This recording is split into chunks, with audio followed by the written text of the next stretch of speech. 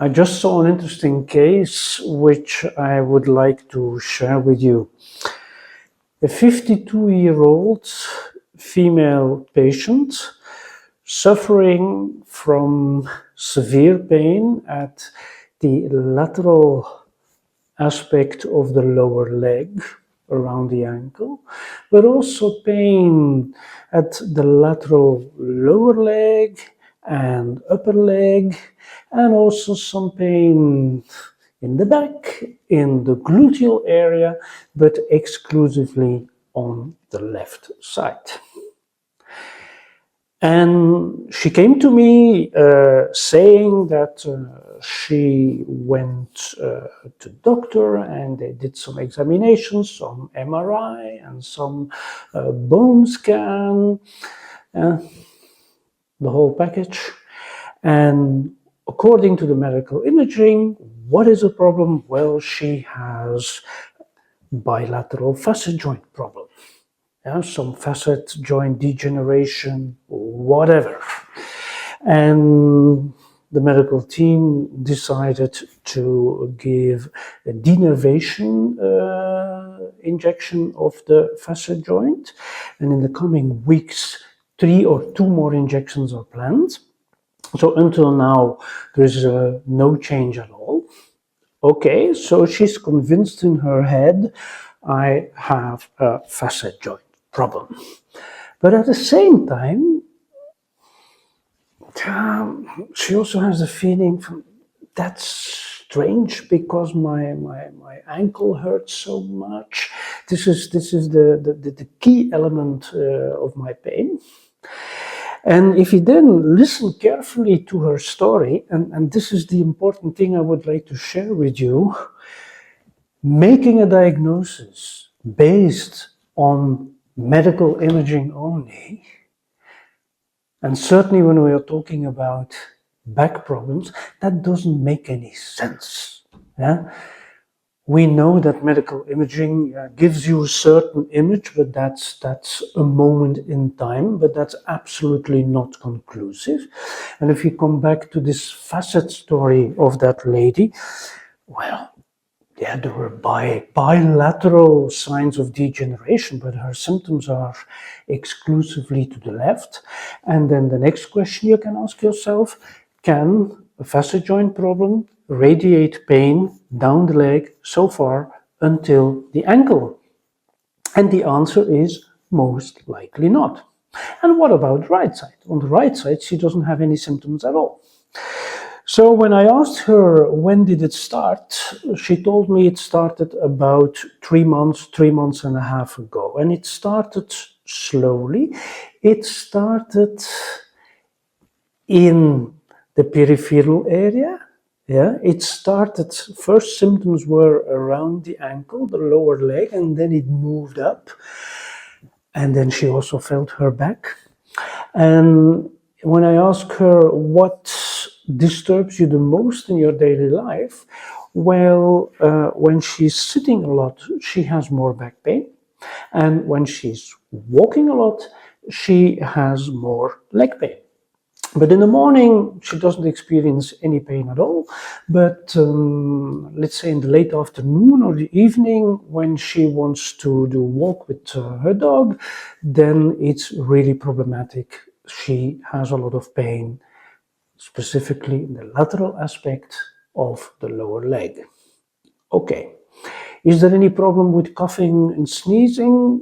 Not directly. She didn't notice that. Does she have any paresthesia? No, there are no paresthesia. How did it evaluate since 3 months ago? Well, in fact, she's tired of it. It's worse and worse. Yeah, she describes the pain as being pretty intensive. And if you then look at the functional examination, when she's standing in front of me and I ask her to do an extension movement in standing, that was perfectly okay, no problem. When she's doing a right side bending, no problem. But when she's doing a left side bending, then immediately there was a peripheralization. Immediately she gets more pain in the lower leg and in the upper leg. A clear example of peripheralization.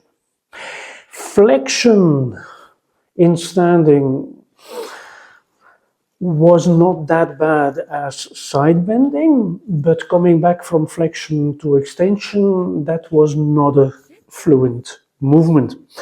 And when I tested her straight leg raise, well, the left straight leg raise, as from about 60 degrees, she has clearly leg pain, which, by the way, I also don't expect when there would be a symptomatic facet joint problem. Yeah. When I try to go further in the straight leg raise, then she says, oh, really, stop, it's too painful. I stay in this position and I ask for an accessory neck flexion during the straight leg raise, and this increases her leg pain. So this story doesn't go together with facet joint problem. That's a story that might go together with some internal derangement in the lumbar spine. So then I decided to do some stretch maneuver, a basic aspecific lumbar stretch maneuver. I repeated that several times, and then I retested the straight leg raise. And yeah, some minutes ago it was very positive at 60 degrees, and now I could easily go to 80 degrees and more. So I continued doing this stretch movement. Straight leg raise still better, and the side bending in standing, the left side bending, was also better, but I have to be honest, just temporarily.